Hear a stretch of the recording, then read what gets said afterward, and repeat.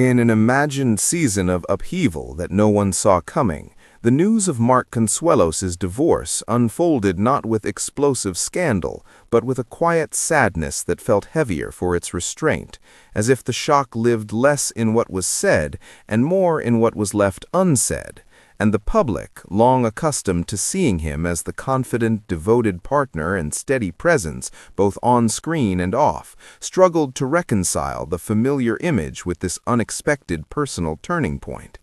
In this story, the announcement arrived as a carefully worded update, respectful and brief, yet behind it stretched years of emotional complexity, the kind that rarely fits into headlines or social media captions, where love does not vanish in a single moment, but slowly changes shape under the weight of time, routine, and unspoken distance.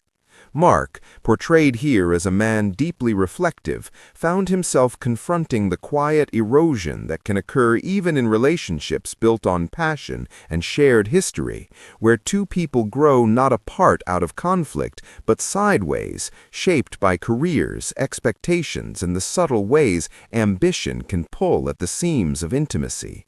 The shock for the public lay in the contrast between perception and reality, because from the outside everything had looked solid, even aspirational, yet privately there were long conversations that circled the same unresolved questions, nights where silence felt louder than arguments, and mornings where the familiar comfort of partnership felt replaced by a careful politeness. This fictional Mark did not experience the divorce as a failure, but as a mourning, grieving not only the relationship itself, but the future he once imagined so clearly, the shared milestones that now belonged to a different version of himself.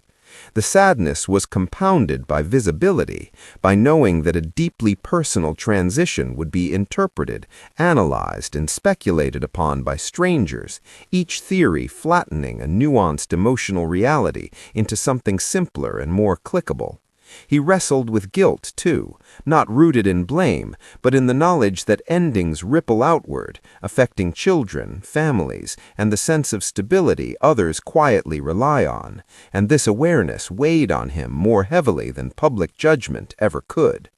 In this imagined update, Mark's days became a careful balance between professionalism and introspection, between showing up to work with composure and returning home to spaces that echoed with change, where familiar routines had to be relearned and memories lingered without asking permission.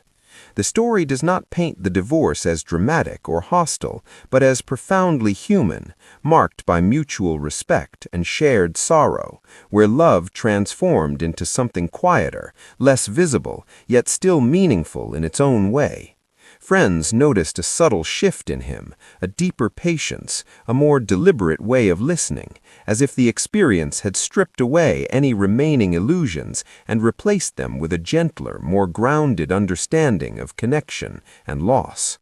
What made the update shocking was not betrayal or conflict, but the reminder that even relationships held up as enduring can reach a natural conclusion, and what made it sad was the tenderness with which that conclusion was met, the acknowledgement that some endings are not the result of wrongdoing, but of change. In this fictional telling, Mark chose privacy over spectacle, reflection over resentment, understanding that healing is not a performance and that some chapters are meant to close quietly, without explanation beyond honesty and care.